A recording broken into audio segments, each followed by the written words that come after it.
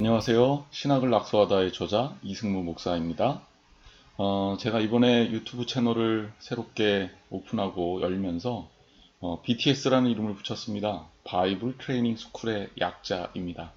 그래서 제 영어 이름인 제임스 그리고 BTS라는 이름을 조합해서 제임스의 BTS라는 유튜브 채널을 만들었습니다. 그리고 방탄소년단 그 팬들한테 조금 미안해지긴 하지만 그래도 이름을 좀 연구해서 붙였으니까 이해를 좀 해주시고, 그리고 시즌 1으로 진행을 하려고 합니다. 시즌 1의 내용은 제가 썼던 책 신학을 낙서하다라는 내용에 들어있는 이야기들을 조금 더 상세하게 좀 다뤄보고, 그리고 더 나아가서 좀 더 깊이 있는 신학적 이야기를 해보기 위해서입니다. 교회에서 신앙생활을 하면서도 굉장히 꽤 오랜 시간 동안 신앙생활을 했음에도 불구하고 신앙적인 깊이와 신앙적인 어떤 배움이 쉽게 이루어지지 않는 경우를 참 많아요. 많이 보게 됩니다. 기초를 좀 잡아서 그 기초를 잘 닦은 다음에 그 위에 집을 세우면 아무래도 집이 튼튼하겠죠. 그래서 이번 시즌 1에서는 우리가 신앙생활을 할 때 알아야 될 필수적인 기초 내용들을 좀 다뤄보려고 합니다. 그래서 아주 중요한 몇 가지 주제들을 선정을 해서 그것들을 제가 여러분들에게 알려드리고요. 혹시라도 여러분들 중에 이 방송을 보면서 궁금한 점이 있다거나 묻고 싶은 것이 있으면 댓글로 남겨주시면 제가 최선을 다해 답변해드리고, 문서로 글자로 좀 답변해드리기 어려우면 다음번이나 다다음번에 녹화할 때 반영해서 녹화를 해보도록 하겠습니다. 어찌됐든 여러분들에게 유익하고 좋은 시간이 되기를 바랍니다. 신앙적인 진보가 있기를 바랍니다. 먼저 오늘 첫 시간으로 신학을 낙서하다 시즌 1 성경을 이야기하다 라는 주제를 가지고 이야기를 해보고자 합니다. 왜 성경 이야기부터 시작했느냐? 그거는 얘기할 필요가 없을 정도로 성경이 가장 중요하기 때문이죠. 그래서 우리가 신앙생활을 하면서 성경만큼 중요한 책이 없습니다. 성경만큼 중요한 신앙의 기본이 없습니다. 그래서 성경에 대해서 조금 알아보고 기초, 그리고 그 기초를 다지기 위해 필요한 곁가지들을 조금 살펴보도록 하겠습니다. 먼저 성경을 이야기하다 이야기를 시작하기 전에 이 마틴 루터라는 사람이 종교개혁을 일으킨 사람으로 여러분들이 알고 있을 거예요. 그래서 이 개신교에게 있어서는 굉장히 중요한 인물이 마틴 루터입니다. 마틴 루터가 중세 시대를 마감하는 종교개혁을 일으켰는데, 이 종교개혁 위에 비텐베르크 성당, 이 사람 독일 사람이에요. 독일에서 95개 조항문의 반박문을 비텐베르크 성당 전문에다가 붙임으로 종교개혁의 이 시발점이 되었습니다. 다른 이야기들은 교회사 기회가 있으면 더 얘기하도록 하겠지만, 오늘은 그 마틴 루터의 이야기 중에 마틴 루터가 종교개혁을 하면서 가장 중요한 모토로 내걸었던 세 가지, 그 세 가지가 뭐였냐면 솔라 피데, 그러니까 오직 믿음으로만, 그리고 두 번째는 솔라 그라치아, 오직 은혜로만, 그리고 세 번째 오직 솔라 스크립투라, 오직 성경으로만이라는 모토를 걸었거든요. 물론 이게 이제 제가 순서대로 이렇게 얘기를 했지만 순서가 따로 있는 것은 아니고요. 마틴 루터가 이야기했던 이 세 가지 틀은 굉장히 중요한 신앙적인 기본이 되는 내용들인데, 그 중에서도 오직 성경으로만이라는 표현을 썼던 이유가 있을 거 아닙니까? 오늘은 이제 그 이유에 대해서 조금 더 깊이 알아보도록 하겠습니다. 자, 여기서 당장 한번 얘기해보죠. 왜 마틴 루터는 오직 성경으로만이라는 표현을 썼을까? 그 원인으로 되돌아가 보면 중세에 성경 말고 다른 것들을 강조한 이 원인이 많았다. 이유가 많았다. 혼란스럽게 하는 것들이 많았다라는 얘기겠죠. 중세 교회의 전반적인 문제이기도 한데, 중세에는 이 평신도들에게서 성경을 이 사제들이 빼앗아고 버렸어요. 첫 번째 원인은 언어 문제입니다. 중세시대에 가장 공적으로 많이 쓰던 성경의 표준은 불가타, 라틴어로는 불가타고 영어로는 벌게이트라는 성경인데요. 이 라틴어 성경입니다. 물론 성경은요, 구약은 히브리어, 신약은 헬라어로 되어 있습니다. 이게 원전입니다. 그렇지만 이것들을 번역한 여러 가지 언어의 성경들이 있겠죠. 로마 시대 때 이 헬라어 성경과 히브리어 성경, 즉 구약 성경과 신약 성경을 라틴어로 번역합니다.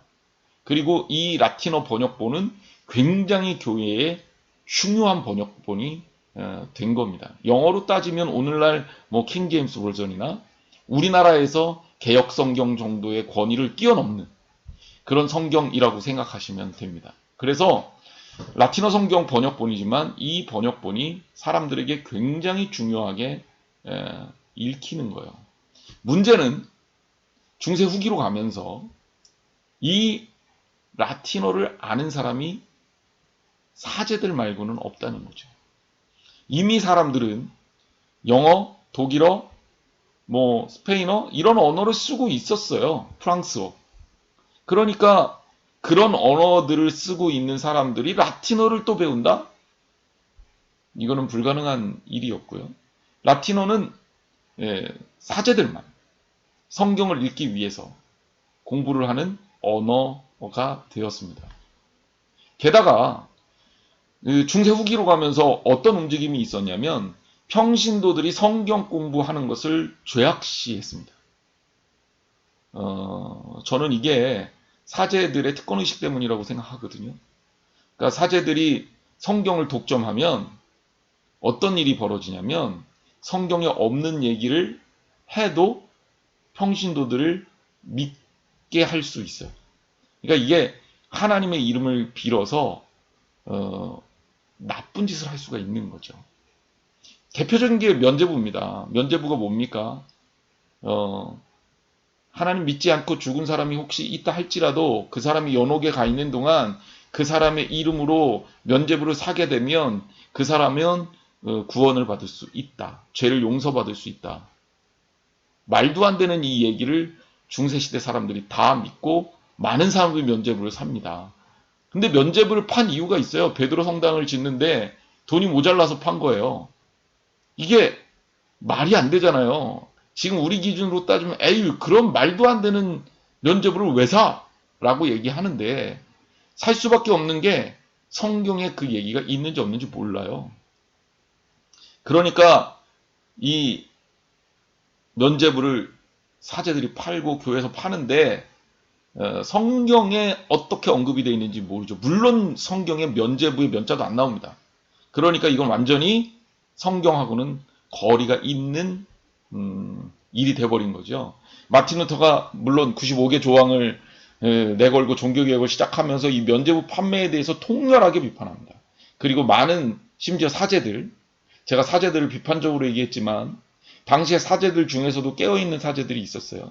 이 사람들의 지지를 받게 되고 또 여러 사람들이 이 일에 동참하게 되면서 종교개혁의 불길이 타오르게 되는 겁니다. 그 근거가 뭐냐? 성경에 그런 이야기가 없다라는 이야기예요. 그래서 우리는 믿는데 다른 어떤 것보다도 성경만을 믿겠다. 성경으로만 우리는 구원받을 수 있다. 오직 하나님을 만날 수 있다. 이런 이야기를 마틴 루터가 했던 것입니다. 자, 뭐 제가 한 이야기가 이제 여기에 담겨 있습니다. 이 솔라 스크립투라, 오직 성경으로만이라는 표현을 바로 그래서 쓰게 된 거고요. 이것은 오늘날 우리 기독교에 있어서도 굉장히 중요한 역할을 합니다. 기독교의 전통, 기독교의 뭐 그동안 믿어왔던 관례, 또 관습, 목회자들의 설교 다 중요합니다. 하지만 그 어떤 것보다도 성경의 권위보다 위에 있을 수는 없습니다. 성경이야말로 최고의 권위이자 최고의 하나님의 뜻을 나타내는 도구가 되는 거죠. 자, 성경이 어떤 역할을 했느냐? 저는 성경이 우리한테 어떤 상관이 있느냐? 뭐 이렇게 질문을 하신다면 이렇게 대답을 하고 싶어요. 성경만큼 세계에서 많이 팔린 책이 없고, 성경만큼 폭넓게 사람들한테 읽힌 책이 없고, 성경만큼 많은 사람들에게 영향력을 크게 준 게 없고, 성경만큼 사람을 바꾼 책이 없다. 사람은 책을 읽으면서 책을 통해 성장하는 경우가 많거든요. 어떤 책을 읽었느냐에 따라 그 사람의 정체성이 결정되는 경우도 많거든요. 그래서 진시황도 분서갱유, 책을 다 불살라 버렸잖아요.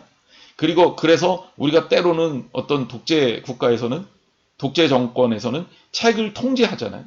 어떤 책을 읽느냐가 그 사람의 사상을 만들기 때문에 그렇습니다. 근데 성경이 얼마나 많은 사람들에게 읽혔냐, 50년간.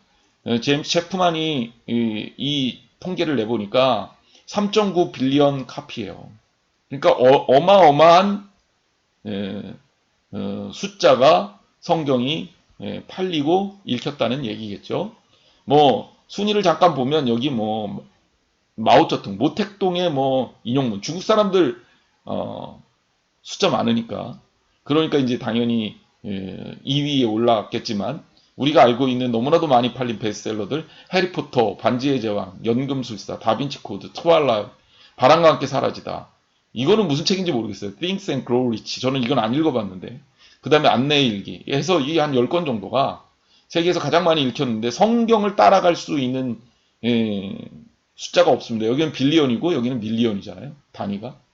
성경이 그만큼 영향을 많이 줬다라는 겁니다. 그래서 서양 문화나 서양 종교, 사람들의 사상을 이해하기 위해서는 성경을 공부할 수밖에 없는 게 우리 실정입니다. 근데 성경이 왜 중요하냐, 신학적으로 따져봤을 때 저는 다른 어떤 설명보다도 이 말이 가장 중요하다고 생각하는데, 계시라는 단어입니다. 계시라는 것이 뭐냐? 한마디로 얘기하면 하나님이 당신을 드러내시는 거예요. 이게 계시입니다. 자, 기독교는요, 사람이 하나님을 찾아가는 종교가 아니라 하나님이 우리 인간을 찾아오신 종교입니다. 그래서 굳이 얘기하자면 기독교의 종교적 특성을 계시 종교다, 이런 표현을 하는 거죠. 바로 하나님이 먼저 인간을 향해 자신을 드러내셨다라는 겁니다.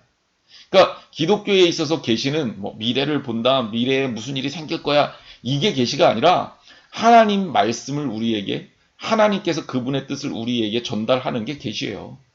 그러니까 내가 오늘 말씀을 받고 은혜를 받았다면 그것으로 하나님의 계시를 받은 게 되는 거죠. 그러니 이 계시를 아주 특별하고 아주 특별한 사람에게만 주어지는 거라고 착각하지 마십시오. 계시는 모든 크리스찬들이 제대로만 신앙생활하면 다 받을 수 있는 겁니다. 어째서 그러냐? 계시는 두 종류의 계시가 있습니다. 첫째는 뭐냐면 일반 계시가 있어요.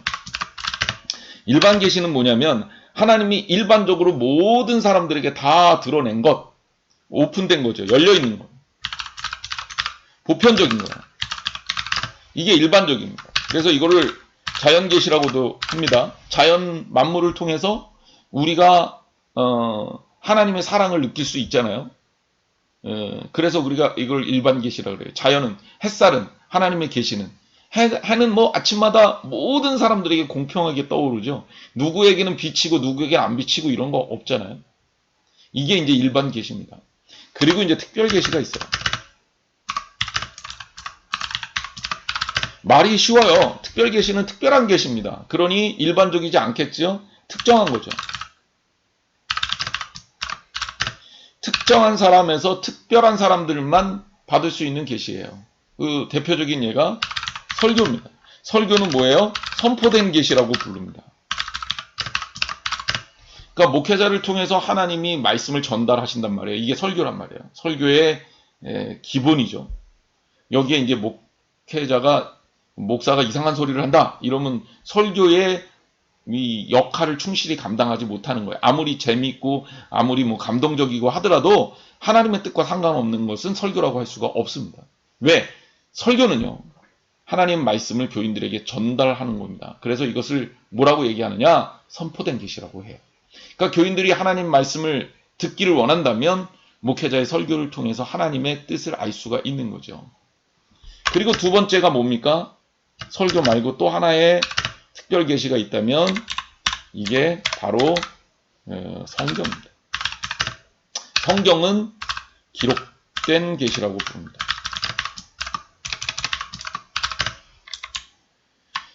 성경이 기록된 계시다. 라는 기록된 계시라는 뜻이 뭘까요? 하나님의 뜻이 책 같은 것을 통해 언어로 기록이 되어 있으니까 기록된 계시다라고 하겠다라는 겁니다.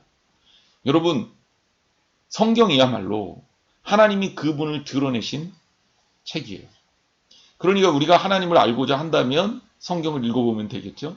성경 읽는 것은 그래서 중요한 거예요. 성경을 왜 읽냐? 성경에 나와 있는 역사를 외우기 위해서도 아니고, 성경에 나와 있는 내용을 많이 안다고 그래서도 아니고, 성경을 통해서 하나님의 뜻을 발견하기 위한 도구가 성경입니다. 그게 바로 기록된 계시라고 볼 수 있죠. 여러분 신앙생활 하는데 가장 우리가 중요하게 생각해야 될 게 뭐냐면, 하나님이 원하시는 게 뭘까? 하나님의 뜻이 뭘까를 발견해야 하는 것 아니겠습니까? 그걸 발견하기 위해서 가장 중요하게 다뤄줘야 될 것이 뭐냐? 성경이란 말이고, 성경은 바로 기록된 계시이기 때문에 그 의미가 있는 겁니다. 자, 한 걸음 더 나아가서, 그러면 성경은 어떤 책이냐? 즉 기록된 계시고 성경은 신앙생활에 아주 중요하겠구나. 저는 설명을 이렇게 하길 좋아합니다. 영어로 성경을 나타내는 단어가 4가지가 있어요. 바이블이라는 단어 익숙하셨죠? 두 번째는 스크립처스라는 단어가 있습니다. 스크립처스라는 단어는 뭐 문서, 문헌 이런 뜻으로 쓰이기도 하는데 이게 성경이라는 것을 표현할 때 쓰는 단어이기도 합니다. 그리고 세 번째는 테스타먼트라는 단어를 써요. 테스타먼트라는 단어는 유언, 언약, 계약 이런 뜻입니다. 그리고 캐논이라는 단어를 씁니다. 캐논이라는 단어는 표준, 기준이라는 뜻이죠. 하나하나 설명을 해드리겠습니다. 먼저 바이블이라는 단어는 히라보 비블로스에서 온 단어입니다. 이 비블로스라는 단어는 뭐냐면 그냥 두루마리라는 뜻이에요. 그럼 왜 여기가 이런 얘기가 붙었냐? 여러분, 성경이 처음에 어떻게 기록이 되었겠습니까? 성경을 기록할 때는 우리가 생각하는 종이도 인쇄 기술도 없었어요. 그때 어떤 문서를 기록하는 유일한 방법이 뭐였냐면 동물의 가죽에다가 쓰는 거예요. 물론 중국은 뭐 거북이 그 등껍데기에다가 써서 각골 문자도 뭐 전해져 내려오고 돌판에 새기는 방법도 있지만 그건 일반화되지 않은 거고요. 가장 사람들이 많은 양의 언어들, 정보들을 기록할 수 있는 수단이 뭐냐? 유대인들은 양을 많이 키웠기 때문에 양을 잡아서 양 가죽을 벗겨서 이 가죽을 잘 펴서요. 그것에다가 양쪽에다 심을 넣고 두루마기처럼 뚫뚫뚫뚫뚫 말아갖고 보관하는 겁니다. 랍비들은 이거 베고 잠도 잤다 그래요.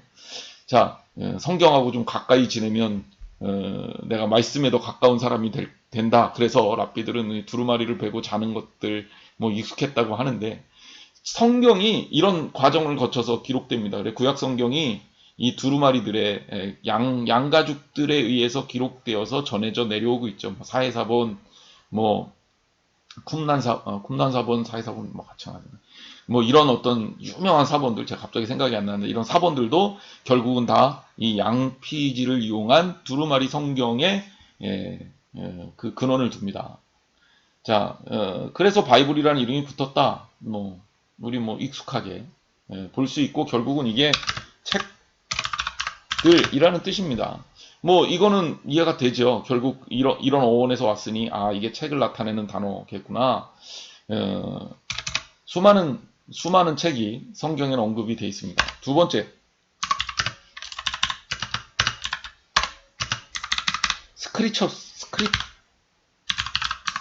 스크립처스라는 단어인데요. 그냥 S는 빼겠습니다. 스크립처라는 단어를 쓰게 되면 이게 성경이라는 단어가 돼요. 왜냐하면 이걸 대문자로 쓰면 무조건 성경이고요. 스크립처스, S, 그렇죠. 이 스크립처라는 단어는 일반적으로 했을 때 이게 문서거든요. 문서. 어떤 문헌.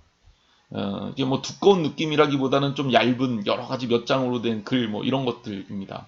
성경의 특성을 보여주는 거예요. 성경은요. 한 사람의 저자가 처음부터 끝까지 쫙 쓴 단행본이 아닙니다. 뭐 로마인 이야기 제가 되게 좋아하는 책인데 그 책도 보면 뭐 굉장히 많은 분량을 가지고 있지만 한 사람이 쓴 거잖아요.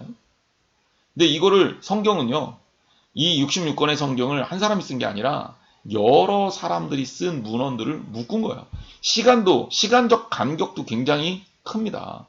그래서 이 모세오경, 예언서, 그리고 신약성경, 바울서신, 이 간격이 몇천 년이 되는 거예요. 이 몇천 년 동안 많은 사람들이 쓴 책들을, 쓴 문서들을 모았다는 거죠. 그래서 스크립처스라는 단어를 쓰는 겁니다. 여기에 이제 성경이라는 단어를 쓰려면 대문자로 쓰든지 아니면 아주 친절하게 쓰려면 홀리라는 단어를 붙여요. 그래서 홀리 스크립처스 하게 되면 성경들 이렇게 됩니다.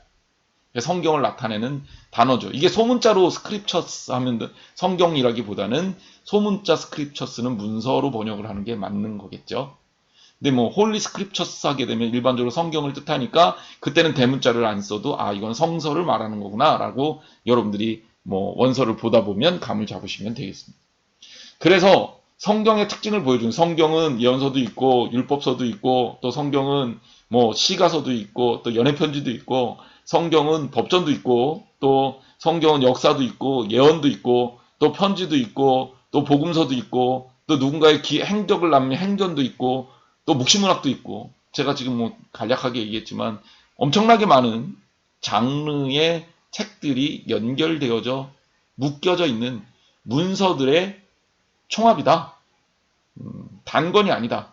이렇게 우리가 이 단어를 통해서 읽어낼 수 있는 거죠. 세 번째, 성경은 테스타먼트다. 테스타먼트라는 뜻을 영어사전에서 찾아보면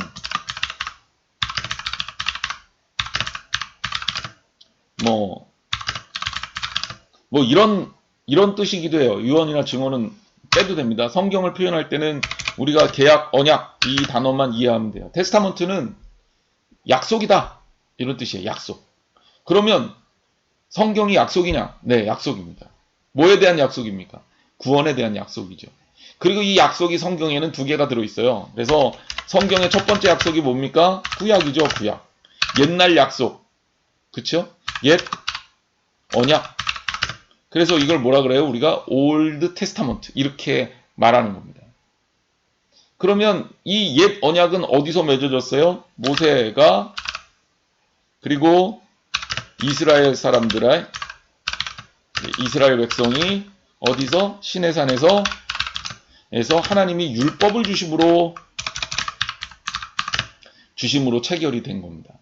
이 약속은 이스라엘 민족에게 굉장히 중요해요. 왜냐하면 이스라엘 민족에게 있어서 이 약속이야말로 자기들의 정체성이고 자신들의 생명이니까. 그런데 이스라엘 민족이 이 약속들을 소중히 지키는 것까지는 좋았는데 이 약속들을 우상화시킵니다. 자, 생각해 보세요. 성경은 뭐라 그랬어요? 하나님께서 인간에게 자신을 드러내는 것. 그 도구입니다. 성경이 위대한 책이고 중요한 책이고 우리에게 있어서 아주 중요한 하나님의 뜻이 담겨 있는 책이지만 그게 하나님은 아니잖아요. 그런데 유대인들이 이 약속, 성경에 담겨 있는 특히 이제 모세오경에 담겨 있는 내용들, 율법의 내용들을 가지고 물론 그것을 잘 지키라고 하나님이 이스라엘 민족과 언약을 맺었고 언약의 내용이 그런 겁니다. 너희들 내가 너에게 명한 이 명령을 잘 지켜라. 그러면 이 언약을 잘 지켜라. 그럼 내가 너희들을 책임지겠다. 너희들을 하나님의 백성으로 인정하겠다. 너희들을 구원하겠다. 이런 얘기죠. 이스라엘 민족들이 이 약속을 잘 지키면서 하나님의 뜻대로 살았으면 됐는데 이 약속이 나온 법전을 우상화시킵니다. 이게 이제 소위 말해서 율법주의자가 되는 거예요. 율법주의자.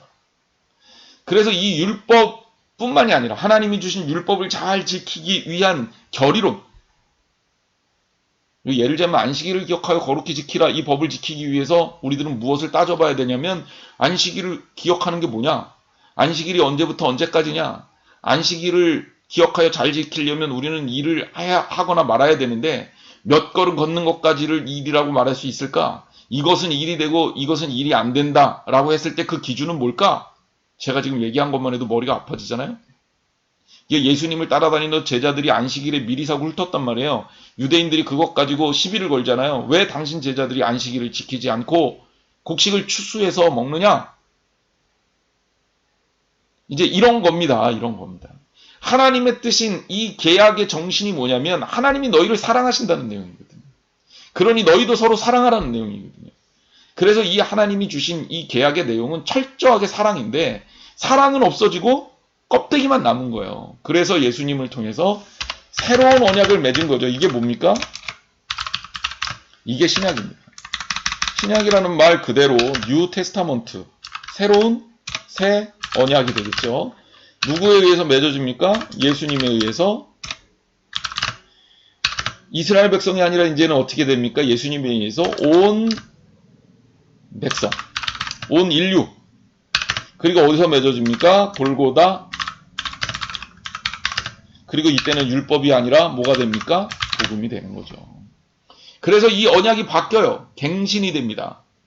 율법 가지고는 이스라엘 민족들을 비롯한 다른 민족들이 구원받을 길이 없어요. 그러니 하나님이 예수 그리스도를 통해서 구원하시기 위해서 우리에게 보내십니다. 이것이 복음이 됐고 이 복음이 바로 예수님이 골고다 언덕에서 십자가에 달려 죽으심으로 우리와 맺은 언약이 되는 거죠. 이 언약은 아주 심플합니다. 예수 그리스도를 믿기만 하면 구원을 받는다라는 거죠. 이게 바로 테스타먼트입니다. 자, 그리고 네 번째, 캐논이죠. 캐논은 카메라 이름 같잖아요. 맞습니다. 카메라 이름 그 단어입니다. 그럼 이게 어디서 왔느냐? 카네라는 단어에서 왔어요. 카네는 갈대를 말합니다. 자, 여기 갈대 제가 선정해놨잖아요. 이 갈대, 이 히브리어 카네라는 이 갈대는 왜 성경의 어원이 됐을까? 당시에 이 갈대 가지고 무엇인가를 재는 도구로 쓴 거예요. 그러니까 척도란 말이에요. 척도. 그래서 기준이라는 뜻이에요. 기준. 표준. 아마도 카메라 회사 캐논 카메라 회사는 이것을 알고 우리가 세계 카메라의 표준이 되겠다 이런 생각에 캐논이라는 이름을 붙였겠죠. 그런 면에서 성경은 표준이고 기준이다 라는 것이 말이 됩니다. 근데 뭐 이거 굳이 뭐 캐논이라고 성경을 표현해야 될 이유가 있을까? 여기에 의미가 있습니다. 자, 우리가 이제 좀 캐논에 대해서 조금 더 살펴보도록 하죠. 성경은요, 제가 아까 얘기했잖아요. 초대교회에서 66권 성경을 골라서 정리한 겁니다. 그러니까 성경 66권. 이 성경을 우리가 뭐라고 부르냐면 이거를 정경이라고 부릅니다. 그리고 이 정경 말고 다른 성경이 있습니까? 있어요. 이걸 뭐라 그러냐면 외경이라고 합니다. 그러니까 성경 66권은 그 당시 초대교회 목회자들, 교부들이 제일 중요하고 제일 핵심적이고 제일 유익하고 저자가 굉장히 확실한 의심의 여지 없이 성경으로 충분히 두고 우리가 읽고 하나님 말씀으로 가슴에 간직하고 유익하게 우리에게 도움이 되겠다라는 것들을 정해서 66권을 묶었어요. 이걸 정경이라고 부르고 이거를 뭐라 그러냐면 캐논이라 그러는 거예요. 그런데 그것 말고 아깝게 탈락한 성경들이 있을 거 아니에요. 이 아깝게 탈락한 성경을 우리가 외경이라고 합니다. 그러니까 성경 연구 자료로는 가치가 있는데 몇 가지 문제들이 있는 거야. 출처가 불확실하든지 내용이 조금 하자가 있다든지 혹은 이거는 신앙적인 어떤 유익함에 도움이 안 된다든지 그랬을 때 탈락한 거죠. 왜냐하면 그 당시에 많은 사람들이 성경을 쓰면서 실제로 저자를 알 수 없는 성경들도 많았고 또 성경이라고 뭐 베드로나 뭐 바울이나 뭐 이런 사람들이 이름을 빌려 쓰기는 했지만 실제로 그 사람들이 쓴 것이라고 볼 수가 없는 성경들이 많았어요. 뭐 도마 복음도 있고요. 베드로 행전도 있고요. 그 뭐 허마스의 목자서 뭐 이런 표현도 이런 것들 이거 다 외경으로 들어갑니다. 그래서 바깥 외자를 써서 정경 외의 성경들을 외경이라고 합니다.